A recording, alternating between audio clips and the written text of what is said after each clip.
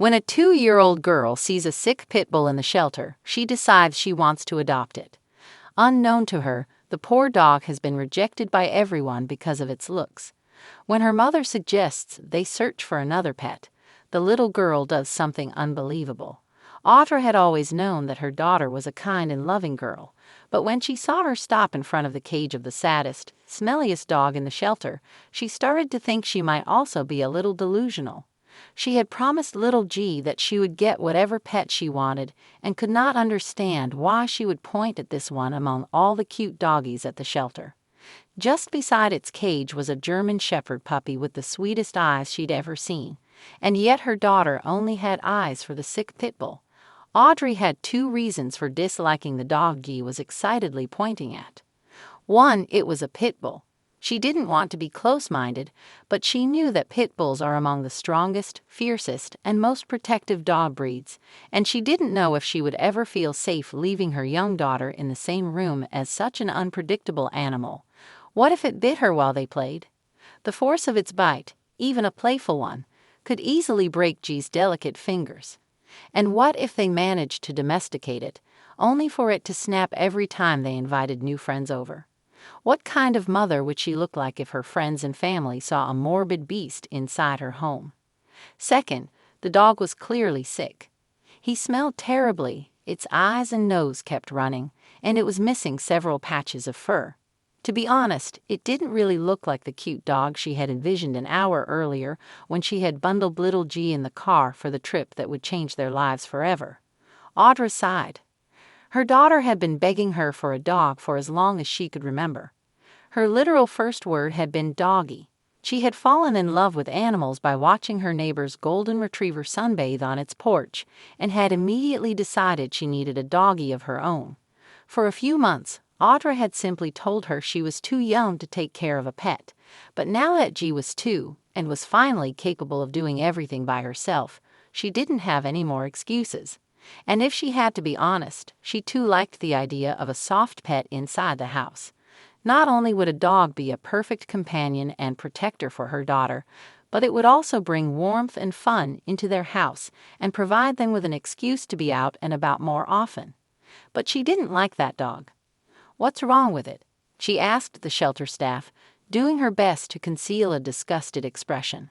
They explained that the poor pit bull had a bad case of mange, and that she was also battling another respiratory infection. They were giving her medicines, but she simply lacked the strength to fight. Unfortunately, her life hadn't been very happy up until that point. Apparently, the pit bull had been born to 2 A-listers in the world of dog breeding. Her owner had been expecting another star to sell at a high price, but had instead found himself with a sickly dog whose snout was just too wide and coat was just too brittle. She couldn't be sold at all, so the poor thing had simply been kicked out as soon as her mom weaned her. She had been rescued by a good Samaritan, but he was an old man and had unfortunately passed away just a few months later. His family had refused to take his dog in. They had surrendered the little pit bull to a shelter. She had been adopted right away, but the owners had taken her back just a week later, stating that the dog did nothing but cry and sniff. The shelter staff had tried to explain that she had just lost the first person who had ever shown her love. The family hadn't budged. They wanted a happy dog, not a grieving mass of fur. But of course, the rejection didn't improve the dog's mood. The poor pit bull was afraid of her kennel and the barking of other dogs. She was just too shy to socialize and kept catching colds. Only later did the shelter vet find out that she was suffering from a chronic condition and that she needed surgery in order to improve. But the shelter didn't have the funds to pay for the operation, and no prospective pet owner seemed to be interested in a dog that came with a hefty price tag and no certainties on the surgery outcome. So the little pit bull had been rejected once, twice, 3 times more, and by the time she had turned 1, she had known very little in her life besides the sad-looking walls of her shelter cage. She didn't seem likely to come out of her shell soon, and the shelter staff had started to fear that she would never leave her cage. Worse, they were painfully aware that another bout of sickness would put her right on the euthanasia list. But that's when G and her mother had walked in, and the little girl had immediately stopped in front of her cage. "Doggy sick. "Need help," she said, tugging at her mother's dress. Audra was dumbfounded. How did her daughter know that the dog was sick? She didn't know what mange was, and the shelter staff had only spoken to her. G must have noticed the snot coming out of his nose and guessed that the pit had a cold or something like this. Suddenly, Audra's heart warmed at her daughter's compassion. "Can you please take her out and let her play with my daughter?" she asked. The shelter staff member unlatched the dog's cage and tried to coax the pit bull out of it. However, the poor thing started shaking uncontrollably at the sight of the human approaching her. Terrified whimpers broke Audrey's heart. Another staff member came to them with a leash but almost retreated when she noticed the dog's reaction to her colleague. However, she had not anticipated what little G was about to do. The girl kneeled down, not caring that she was brushing her pretty dress on the floor of the shelter. She tentatively reached out with her hand, making sure to leave it a few inches away from the dog's face. It was clear that she didn't want to frighten the pit bull. Audrey's breath caught as she saw the dog's snout inch closer to her daughter's hand. The pit looked pretty weak and harmless, but it was still a dog and could easily snap and bite.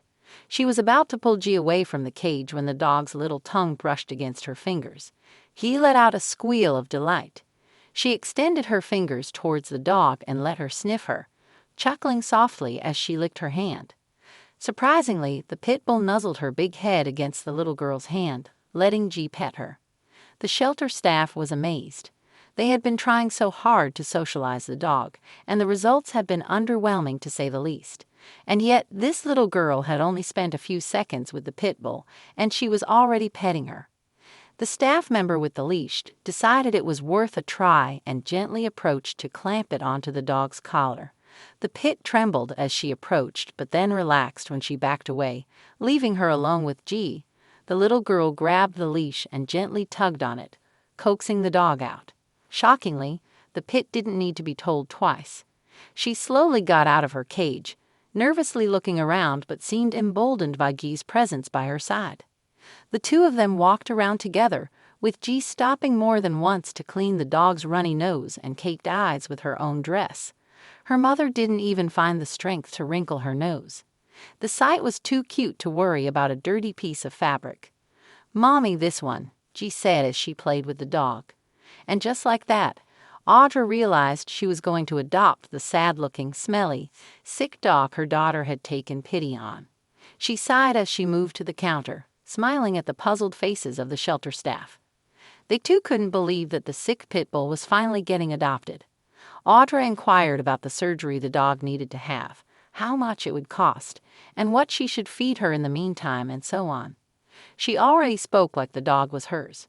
However, there was one little obstacle she would need to overcome first.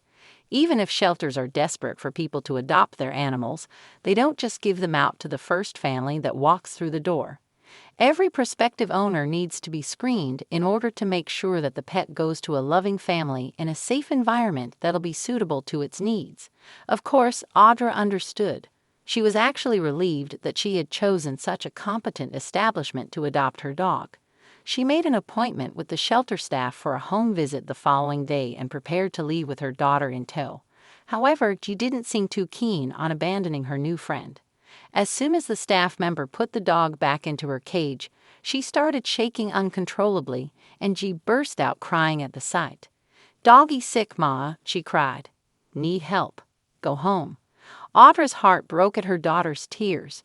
She kneeled down in front of her and tried explaining to her that the dog would be theirs the following day once the kind people from the shelter made sure that they would be the perfect fit for her. This was all in the name of the dog's own well-being, she told her, but G didn't want to listen. "Go home," she kept crying, pointing at the pit bull. In the meantime, the dog was whimpering as well. Audra looked at the staff apologetically, preparing to pick her daughter up and forcibly take her out of the establishment. However, what she saw in the staff's eyes made her realize that a forceful intervention would not be needed. They were all so surprised at the instant bond that had developed between the little girl and the dog that they were willing to bend the rules a little.